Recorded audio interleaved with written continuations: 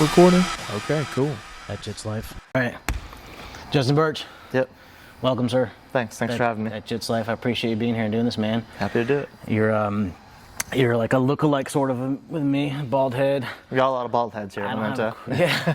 I should count one time, or we should have like a funny video about like how many people have the same look. It's either mustache, beard, bald head, or like long hair. Yeah. There's a lot of that. Yeah. Funny story about that. My wife came in for that self-defense class, and she was talking to one of the other girls in class, and she was like, "Oh yeah, my husband trains here.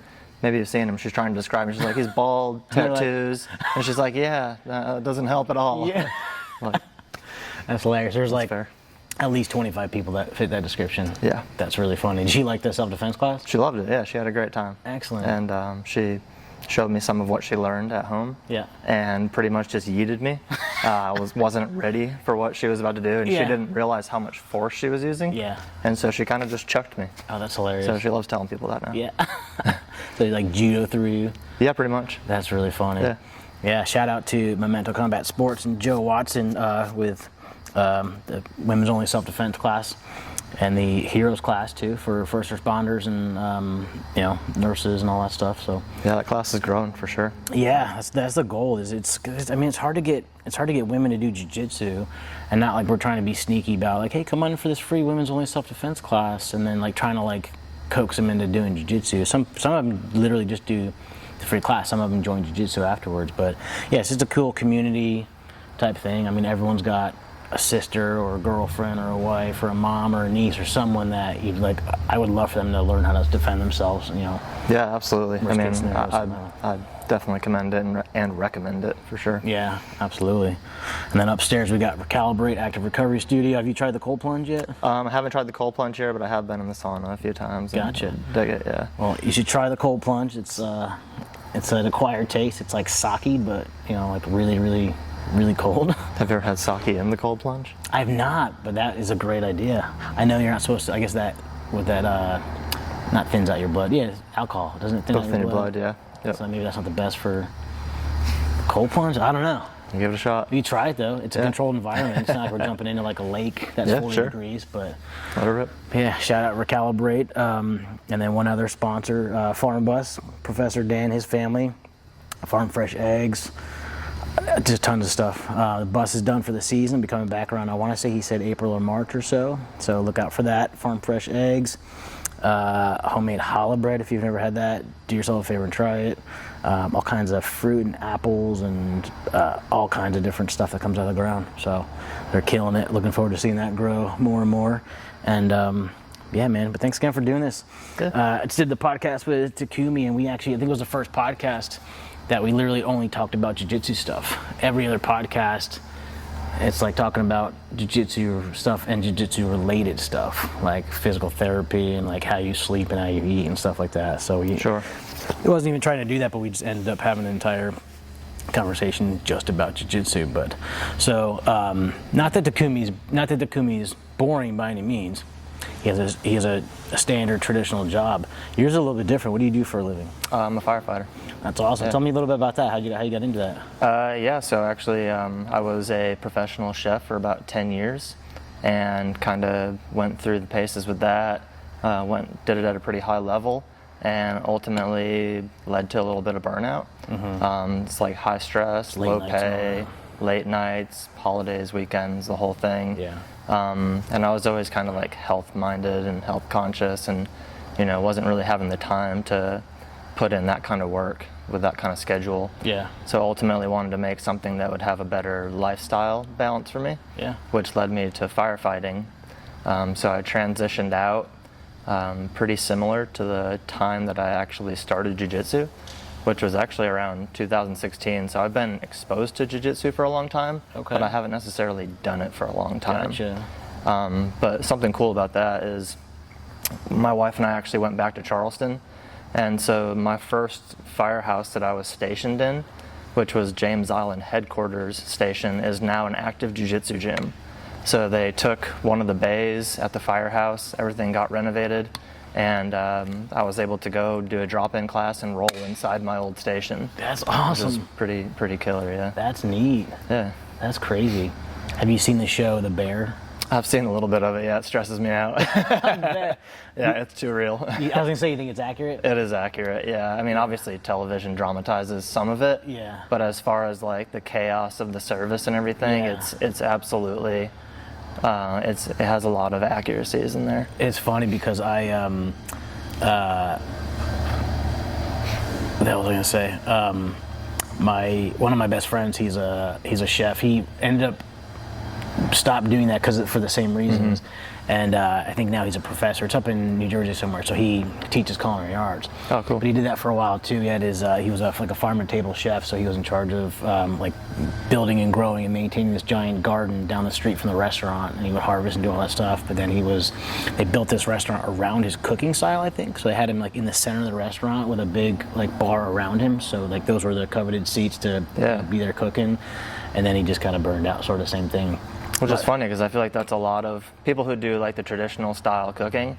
Like a lot of them, I think, kind of like romanticize the idea of like doing a small number, because he probably did a smaller number of people, I would imagine, if he's kind of just surrounded by everybody. It wasn't just him. It was I think there was a couple investors, and like they took a few months to build this thing out. It was like a 3-month wait. So I don't know how big the entire place was, Sure. But yeah, I imagine like that section where he cooked was like 10 people or something like that. Sure. Yeah, and I think everybody kind of has this idea that doing a smaller number at a higher level is, somehow more fulfilling or less work or something, but I feel like it's just as intense. I mean, it all has its own challenges. I imagine. But yeah, when you said about getting, like you get, I forget what word you use, it gives you like anxiety, like when you watch the bear. Yeah, sure. So nowhere near the same level. I was a busboy at Chili's. Yeah, nice. For a while. So when I watched like, what's that movie, Waiting. Oh yeah, that's a classic. Same thing. Like it's like all of it is like dead on. Not necessarily like the disgusting parts where they're like all like do we put pubes and gross snot in these people? Parmesan. All that stuff. Yeah. Like I never saw anything like that. I'm Yeah, not saying that stuff doesn't happen somewhere, but yeah, it was exaggerated for sure. But it definitely shows just what a bunch of degenerates we were. Like it's to the same tune. Like we were not doing gross stuff to food, but we were all absolutely a bunch of degenerates. Yeah. And that's not really that different from the Firehouse, honestly. Yeah. So we still have a lot of that like camaraderie and kind of like joking around. But when it's time to work, it's time to work. So. Yeah, I remember that it was 20 plus years ago when I worked at Chili's, but it was actually a second job. So I was working like 80 hours a week. I was helping my brother-in-law with a startup company, a door-to-door dry cleaning service. So I was like flyering neighborhoods and then picking up dirty clothes and bringing it to the thing. He eventually sold that, but at night I was working at Chili's, and I would, I'd go at like 4 or 5 o'clock and work till midnight or whatever it was. And then, it was when I was like 22, 23, so I had the energy to work that much in one day. Yeah. Get home at 1 o'clock, get into bed by like 2 maybe, and then get up at 7 and go to work. Did that for like a year and a half, but yeah, that was, I don't know how we started talking about Chili's, but yeah, like I don't know. Watching Waiting or whatever. Yeah. Anyway, so you got into the Firehouse, so that's got to be an interesting job. How long have you been doing that for? It's coming up on 8 years now. Gotcha. Yeah. Have you, is it all been out of one main house? You've been like all over a couple different towns and states, things like that? Or just... Well, I had a couple different assignments while I was still in Charleston, and then moving to Tennessee. I've been with this department about 7 years. Gotcha. And I've been at the same station the entire time until this last year. Gotcha. So we kind of rotate through our stations a little bit to get things changed up, give some crews a break. Yeah. So I'm kind of at what's somewhat of a retirement station right now. Okay. So I was going to ask you how busy the station was. This station is not busy. The station that I came from is the busiest in town. Really? Okay. And so it was a little bit of a welcome kind of like break to lay back for a year. Lay back. We're still training all the time and taking classes and all that, but kind of catch a breather, get caught up on sleep, which is probably one of the toughest things about the job is the irregular sleep patterns. Constantly getting woken up for calls or whatever. There's certain nights you'll be out of bed 4 or 5 times after midnight. Man, just constantly getting woken up. Yeah, exactly. So it's kind of tough and then you kind of like try to deregulate your heart rate being so jacked up and kind of bring it back down when you get back. Finally get back to that place where you're starting to fall asleep again, and then tones drop, and it's time to go back to work.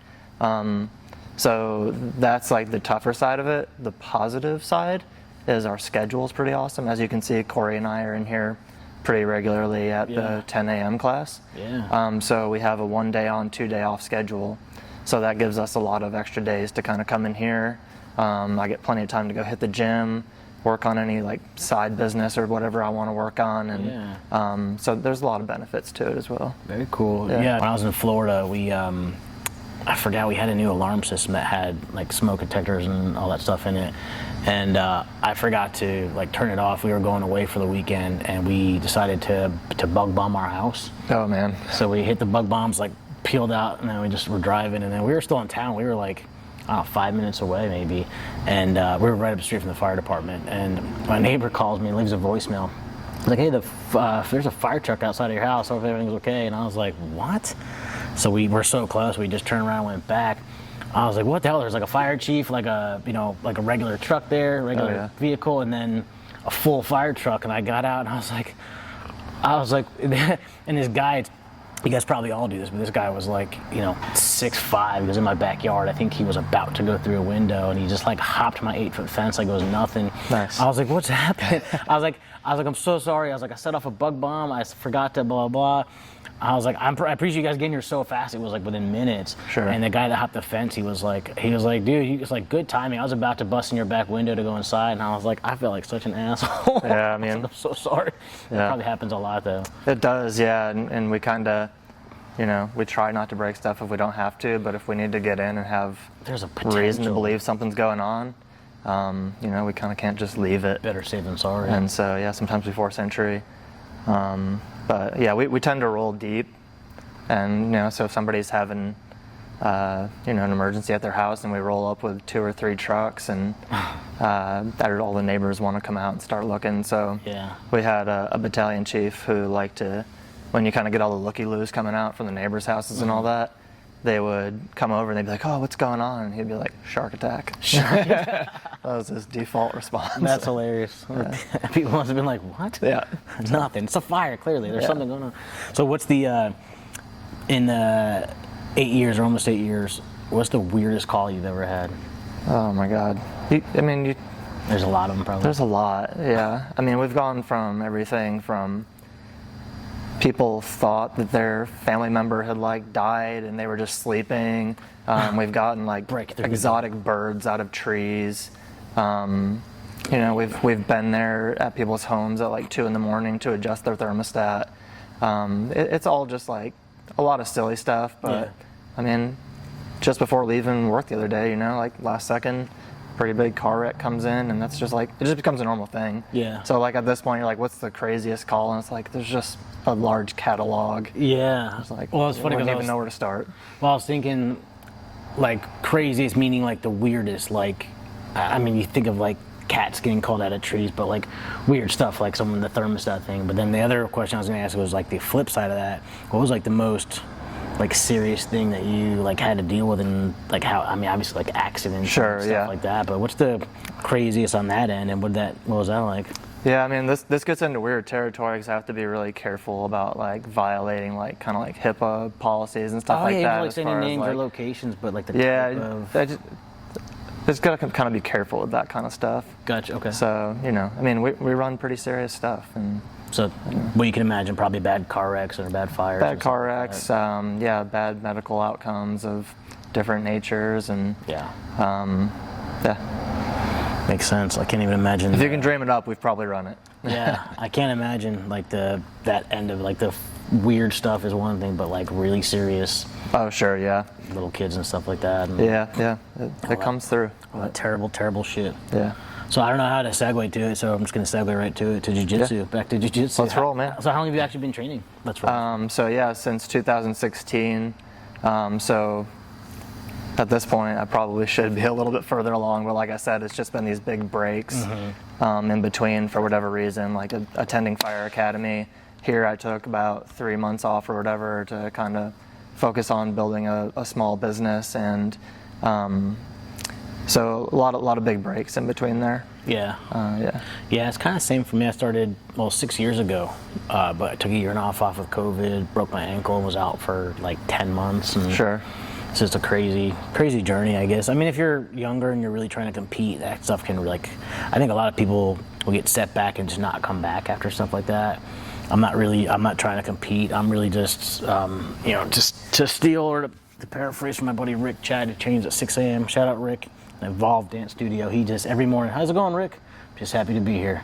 Yeah. He's I think he's about Coach Dan's age, so he's like 54 or so. So I've started saying that now, like, because I'll come in, I won't train because my back's bothering me. I'm doing PT, and people are like, "How's it going, man?" Normally it's like, "I'm good. How are you?" And now I'm just like, I'm just glad to be here. Yeah, man. Just to be around it even is a that. is a Yeah, good thing. just staying active. Like I'm, trying to, but yeah, it's so easy to.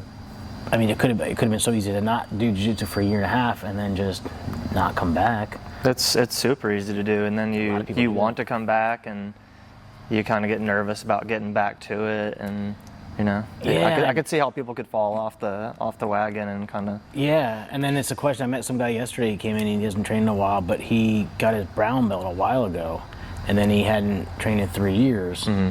And then walking into gyms, he's like, if I go into a gym, I try to do like no gi day, so I don't have to wear a brown belt or like yourself to like I'd hate to like get that high level, brown or even black belt and then not do it for like 10 years. Sure. Like, do you just not wear it? Like, do you demote yourself? Like, how much of that do you forget? You just feel like you would just get smoked by like white belts or whatever the second you got back from doing it. But I imagine that being kind of a mind F. Yeah, it's got to be, and it's got to be even tougher now because if you think about the exposure that these young athletes have, and the resources available, I could imagine, grabbing a brown belt, back when 10 years ago, and then stepping back into the modern day of competitive, like 20-year-olds and stuff like that, and just being like, what the hell is going on here? Well, yeah, like you said, the accessibility stuff they have through sponsors or whatever, they have this stuff just like right there. I mean, YouTube alone. Oh yeah. Like 10, 15 years ago, you learned it from your professor. Like there was no other place really unless you went to another school or knew someone else that learned it or whatever. But yeah, it's kind of just crazy. I know. Back in the day, I guess you'd just have to hope you stumble on something like the ass with John over there and go roll in his shed and pick up some stuff. And shout out John D. Because we didn't always have awesome gyms in the area like Memento. I mean, so that's funny. Like we're pretty lucky now with the availability of all this stuff, like BJJ Fanatics and all that stuff. Like, there's so many resources. How good these kids are getting. It's like that. I mean, it's been like this for a while, but like it reminds me of skateboarding. So I don't know about you, but like, so I'm 45, so I grew up in and it was an 80s kid, but like, I was in high school in the 90s. Yeah. So skateboarding was like, all right, like it took me forever to learn how to kickflip and do this stuff, and then suddenly people were doing like 360 flip to like tail slides down like 20, like they just got so much better. It was crazy. I know. I was actually just watching the other day an old clip from the X Games of Tony Hawk and was it Andy McDonald doing doubles vert, and it was just it took me back because I grew up, skateboarding was like an enormous part of my life growing up, and just to see what used to be considered crazy then and what they're doing now is just like it's not the same thing. It's not even a little bit the same. Yeah. So that's really funny. So when I don't know how old you are. So were you skateboarding in like in the 90s? I would have been skateboarding in the 90s. Gotcha. Yeah. So I started in like 94. That's when I was a freshman, like 8th grade, freshman year. Okay, yeah. So I would have been a little bit younger at that time, but not by much. But I probably would have been skateboarding close to the same time. Gotcha. Yeah. Do you grew up in South Carolina? I grew up in upstate New York.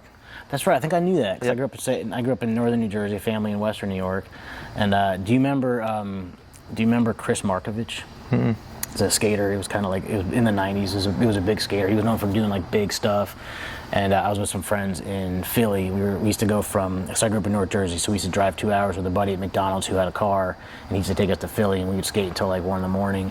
And so it's not going to mean the same if you don't recognize the name, but it's like a big name of skateboarding back then. But so we're skating at Central Park, and I tried to grind this bench or something, and this other guy just came out of nowhere. It's like midnight, and tries to grind a bench to the opposite direction and lays me out like flat on my back. And I was like, what the fuck? And he's like, oh, I'm sorry, man. Like, he helped me up off the ground. He's like, my bad. And I was like, yeah, whatever, dude. I was like, what the fuck was that? And then me and my buddies were skating. See another guy come, start skating. I'm like, okay, so there's like, people in the area. It's like a known spot to skate. Yeah. And then I see this guy with a professional-looking camera that says Slap on the side, which used to be Slap magazine. Mm-hmm. And I was like, hey man, I was like, are you filming for the magazine for Slap? He's like, oh no, it's just a sticker. He's like, I'm here with Element. We're filming a skate video. He's like, that's Chris Markovich. And I was like, He goes, that's Reese Forbes. And I was like, what the hell? He's like, Tim O'Connor, he hurt his ankle or something, he couldn't be here, but we're filming here's this section of this Element video. It's gonna be called Earth, Wind, or Fire. I forget what they called it, but the second he said that, because before I saw him, Chris Markovich, I see him trying like this massive fakey 360 kickflip or some big trick down this massive set of stairs, and he's just falling over and over again. And I'm like, who's this guy? Like why is he trying that big trick? And then he's still trying it, and then this guy tells us who he is, and I'm like, oh. So I kind of back up. He snaps his board, goes out to a car, opens the trunk, and there's like 15 boards just fully set up. And I'm like, okay. Meanwhile, this other guy, Reese Forbes, kick flips up like this giant set of stairs and knows manuals, some things. He's just warming up, and my all of our buddies, we just sort of picked up our boards and sat back.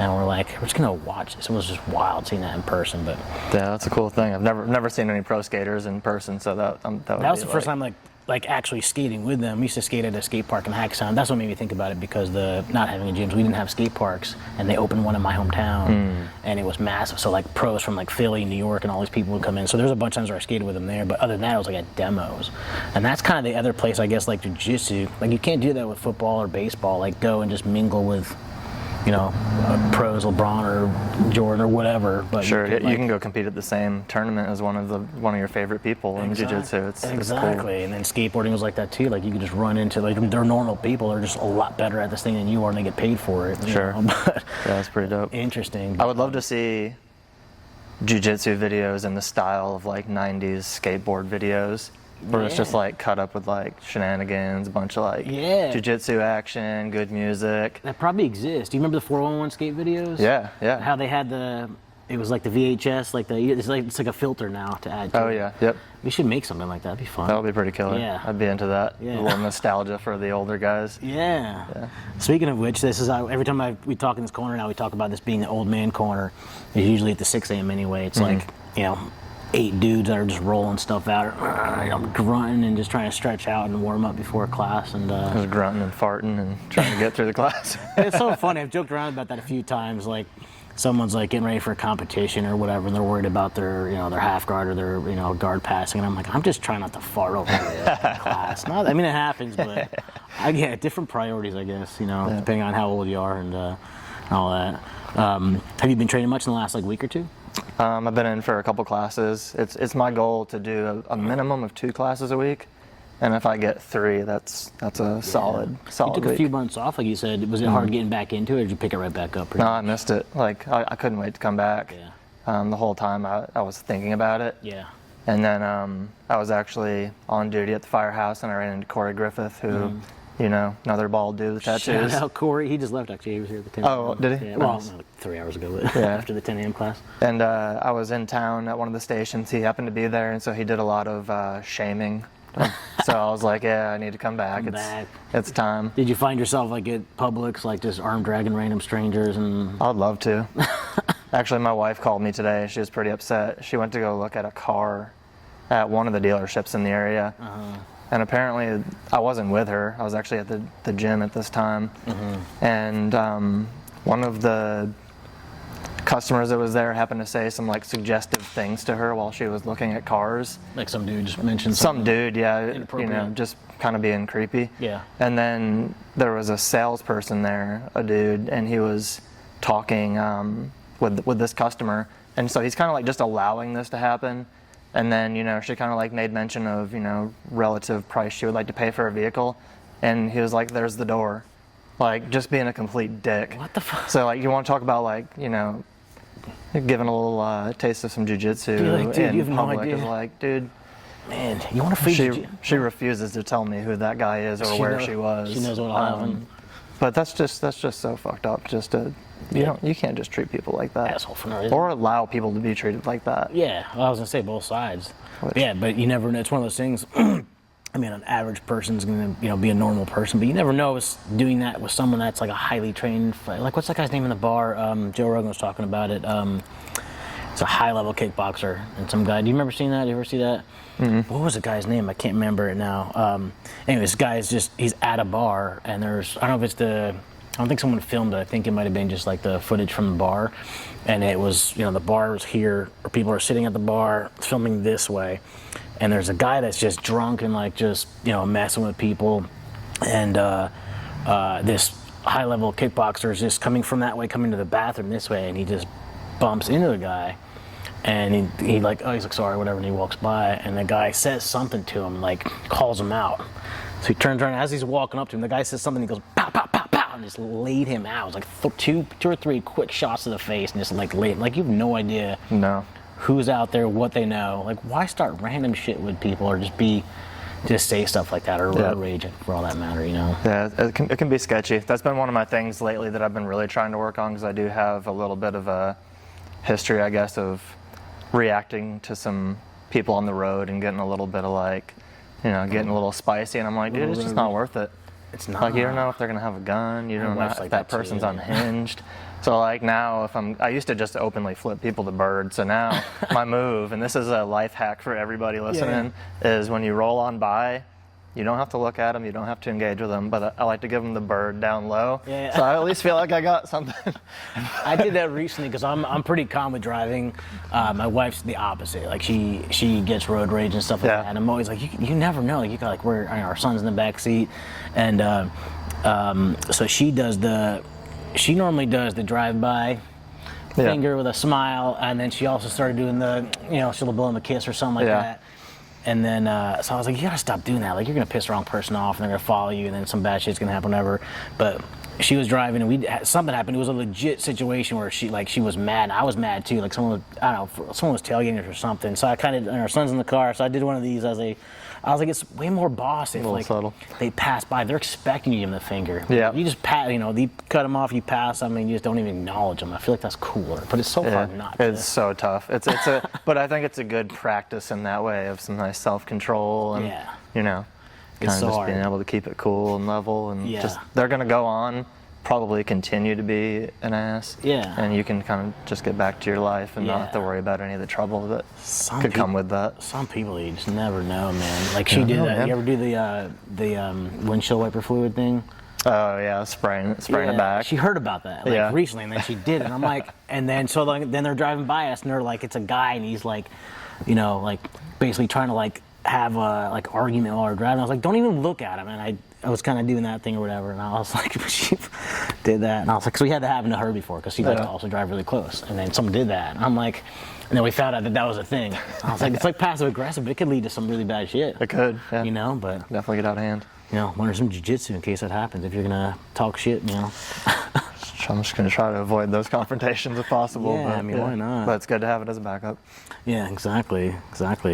So over the last few weeks, or since you came back, what has been the weirdest submission you got caught in?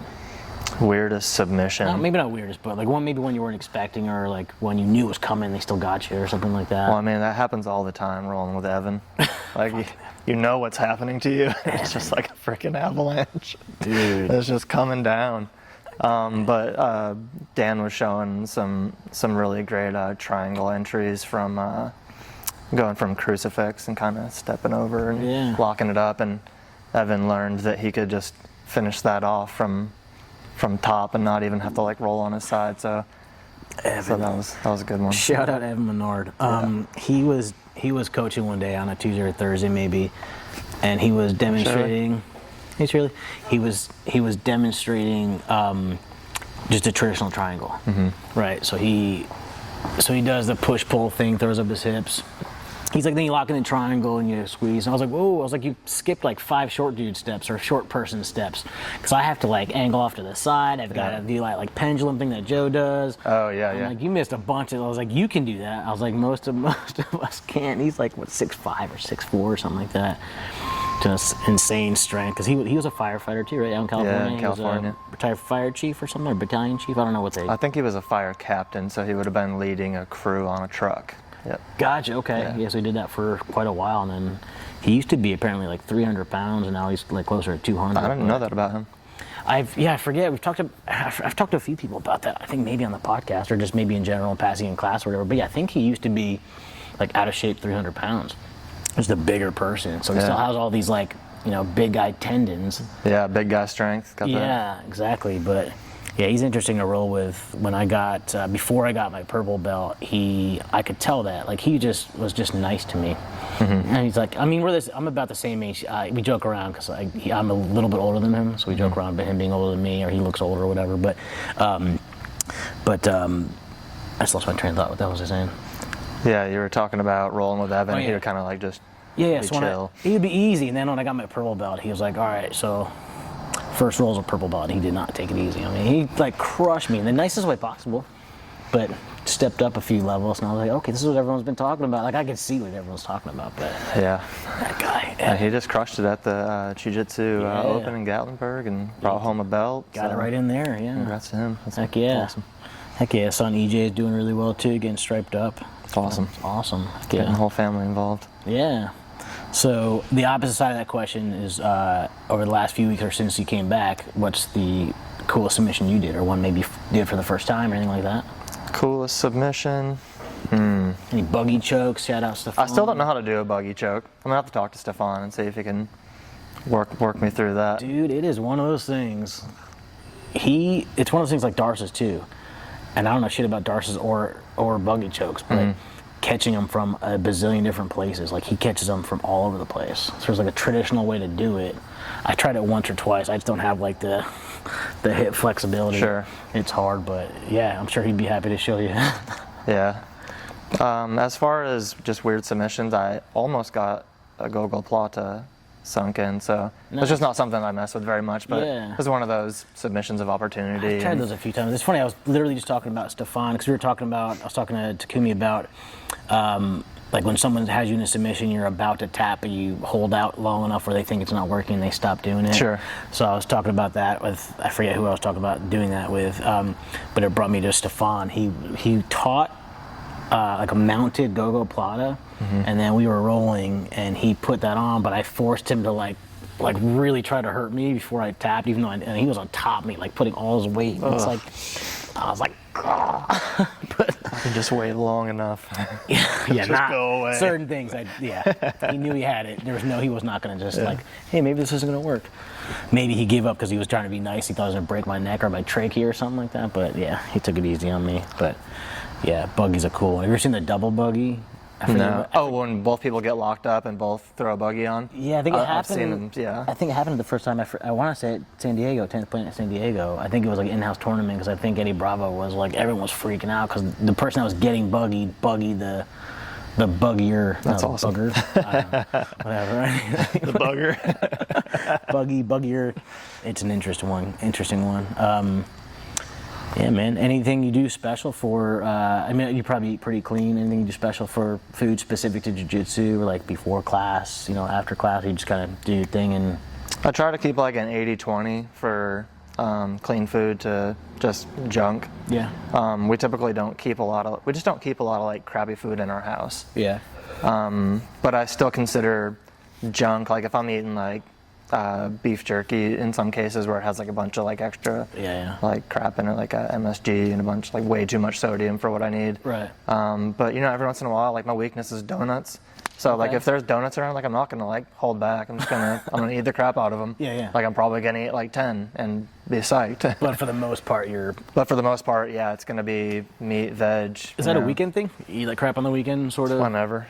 Yeah, I feel like I keep a clean enough, normal diet. Yeah. That if I just throw some junk in the tank every once in a while, like No big it doesn't deal. matter. Yeah. Burn it off. I work out a bunch. Train here, lift weights whenever possible, and Not sweating it. I'm not worrying about it too much. Yeah. It's a good way to look at it. I think for a while I've been able to maintain whatever weight I'm doing by being strict during the week, including working out, but mainly diet, and then junking it up on the weekend. So if I ever want to like tighten it up and drop 10 pounds or 5 pounds or whatever, I have to like tighten up the weekend. So 100% of it is on, do that for like a month, get to whatever weight, and then go back to eating like crap on the weekend. But I'm the same way. I mean, I dropped 30 pounds. I don't want to put it back on. So I stopped drinking beer for the most part over the last few weeks, just trying to help, joints, inflammation and all that. Sure. But like last night, we stopped at the gas station with my son after his jiu-jitsu class. He had an awesome class, and I was like, let's go to the gas station and get you like a dessert or whatever, or candy or whatever. And then I'm like, while I'm here, I might as well just, beer's right there. I might as well go grab one. But I don't make I don't get like 10 of them and get wasted and skip jiu-jitsu for 10 weeks or something like that. Sure. Yeah. I mean, I don't see anything wrong with a drink every once in a while. I've definitely gone through periods where I'll go with non-alcoholic beers, so like Athletic Brew, tastes just like a normal beer. They're awesome. But for the most part, I'm just kind of like, just like with my junk food, like if it's a random night and we're going out to dinner, like tonight after I leave here, we're going to go see the Nutcracker. Nice. And before we do that, we're going to go to RT Lodge and grab a burger, and I'll probably have a glass of bourbon. And I'm not going to sweat it. Yeah. Because I know that the rest of the week I'm not going to be like drinking a ton of beer or a ton of liquor or anything like that. Recognize that it's not a problem for you. It's not a problem for me. Yeah. And I get for some people it is. Yeah. But I think nowadays people want to get really caught up on like, you're either doing this thing or you're not doing this thing, but it's like you can do things less or more. Like with moderation. You can have moderation. And you can sometimes even moderation and just go balls deep for like, a short period of time and enjoy yourself. Yeah, and, why not? So, I mean, yeah. Nutcracker, I think Takumi's daughter, we were literally just talking about this. Oh, no kidding. Mia, she's 13, so she's performing in, if it's the same one, I don't know if maybe it's the Van Meter School of Dance that puts it on here in Maryville. I'm going to take a wild guess and say that's probably the same, because they live in Maryville, so it's probably the same thing. Yeah, probably is. I could be lying, I just made that up. I have no idea if it's the same one, but it very well might be. I mean, it would make sense. Yeah. My wife danced at that school growing up. Oh, cool. And so now she's on the board, and so she keeps up on that stuff. But going to the Nutcracker has just been like an annual thing for us. We go every year. Very cool. Yeah, it's a good time. Heck yeah. Cool, man. Anything else you want to talk about? We covered a small amount of stuff, but yeah, I guess there's one thing that's been on my mind a lot lately. Yeah. And it's do you know Simon Sinek, the writer? I think I say Simon Says. So I don't think so. Simon Sinek has written a couple books, and one of them, Start With Why, Leaders Eat Last. So he's one of those really well thought out, kind of like philosophical type dudes, but also has a background in like dominating the business world. Okay. But he's awesome, and one of the things that he talks about is playing infinite games. So we talked about you and I taking off time from jiu-jitsu and stuff like that. And so like when I first started jiu-jitsu, like most people, you think about like progressing and you think about the belts. You're like, oh man, if I could just get a blue belt, and you keep from there, and like ultimately everybody wants to be a black belt, right? Right. I would imagine. Yeah. It's a goal. But really the goal was starting jiu-jitsu and continuing to do jiu-jitsu for as long as possible. So Simon Sinek talks about playing infinite games. So it's like you don't get married for just the wedding. You get married and then you want to stay married. Yeah. So a lot of my goals lately I've been kind of changing with this new frame of the infinite game, where it helps you win a lot more on a day-to-day basis, because when you come to jiu-jitsu and there's only going to be like a few days in your entire jiu-jitsu career where you get a new belt, right? Yeah. Or you're getting your stripes or whatever. But if you can switch that goal to I want to get to this belt or win XYZ competition, and you can change your mindset, at least for a hobbyist like me, I'll speak for myself. Yeah. It helps me stay motivated to think that as long as I show up and come in and continue doing jiu-jitsu, then I'm successful in jiu-jitsu.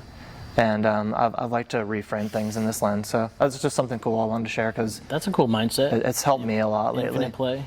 Yeah, infinite games, and just keep getting after it. And I like that. Just show up and hit play. that's right. What's that and do from? it again and again. Do you remember that? What was that from? P90X. Do you remember that? Yeah, I remember that. We still do those at the firehouse sometimes. Was that 20 Horde? And he's like, guys, just show up and hit play. Yeah.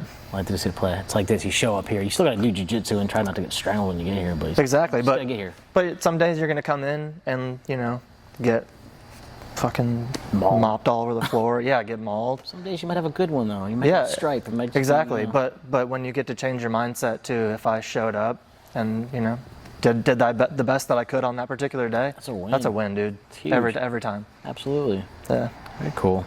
Cool, man. Anything you want to add on the outro other than that? I mean, anything you want to push for business-wise or anything like that? Feel free. No, man. Just happy to be here with you and have a little chit-chat. Oh, yeah, man. Well, I appreciate you doing this, man, and I look forward to it. We don't normally do the same jiu-jitsu class. I think we've only rolled once, maybe, but... At 6 a.m.? I don't remember. Maybe I did a 10 a.m. one, so I don't remember. But once I get my back all healed up, I'm going to be able to try doing multiple trainings. But I look forward to hopefully training with you at some point soon, man. Yeah, I'd love to. Speaking of that, there is something I want to plug, and I don't know if it's happening or not yet. Okay. But Stefan and I have been talking about doing the Mary Wickness formal, the Jiu-Jitsu formal here at Memento. Have you heard about this at all yet? No. So I saw this video recently where these dudes were wearing suits and grappling. Yeah, I just saw that. Yeah, and so they had the John Wick music playing in the background and stuff, and Stefan and I were talking about that. We're like, dude, we've got to do that here. Oh, that's fun. And so he said he would talk to Joe, so we might be making that happen. I So wonder the if those goal, are real suits or like a lot like stretchy suits. well, so what we'll do is recommend that if this does happen, people just go to the Goodwill or like get an old suit or borrow some crappy suit that nobody cares about. Beastie Boy style. Yeah, exactly. Whatever you don't care about getting torn up, and hopefully show up and That would do be some fun. grappling. You could probably do different. We could probably do different events, do different versions of that. Like, I don't know, grappling in some crazy costumes or something like that. Yeah, foam nunchucks involved. Yeah. Good little John Wick I action. always wanted to do that where like two guys are grappling, they throw out the orange handgun or. Oh yeah, it looks like a good time. I know. That gives me anxiety just watching those. But It looks awesome. Or the shock knives. Have you seen those? no, I don't think so. So it's like basically like a toy knife essentially, but the outside is electrified. So when you get touched with it, you get the little like current, and it feels like it registers that they got you. Oh, that's cool. But apparently you can turn those things up pretty high voltage, and it's not fun. Man. Well, I'll watch that one, but I'd participate in the suit one. That'd be Yeah, fun. dude, I'm looking forward to it. I hope it happens. So If you have a keep an tie- eye out for that. Yeah, if you have a tie on, can you use the tie? Why not? I guess. I mean, Joe Rogan he hates that. He went on some long tangent with Guy Ritchie, that filmmaker. Guy Ritchie's actually a jiu-jitsu black belt under Renzo Gracie. Oh, nice. And Joe Rogan was just going on and on about how he's like, yeah, you don't wear a tie. It's a noose around your neck. Yeah. But so I guess it's up to you if you want to wear a tie or not. Yeah. I will not be wearing a tie. Speaking of that, though, I just saw because Stefan just started doing gi days again. He doesn't normally do gi. He's awesome in gi. He says the opposite, but he's lying. Him and Matt York are rolling. They're like best friends, so they'll like muffler each other. And Stefan was he was wrapping his own belt around his neck. Oh, to choke him out. Don't do that. I'm all for it, man. Yeah. Whatever you can make work. It'll be fun. Cool, man. All right, man. Thanks again. Yeah, dude, thanks for Appreciate having it, me. and, yeah, man. All right. Cool. That's it. Is that recording? Okay, cool. That Jits Life.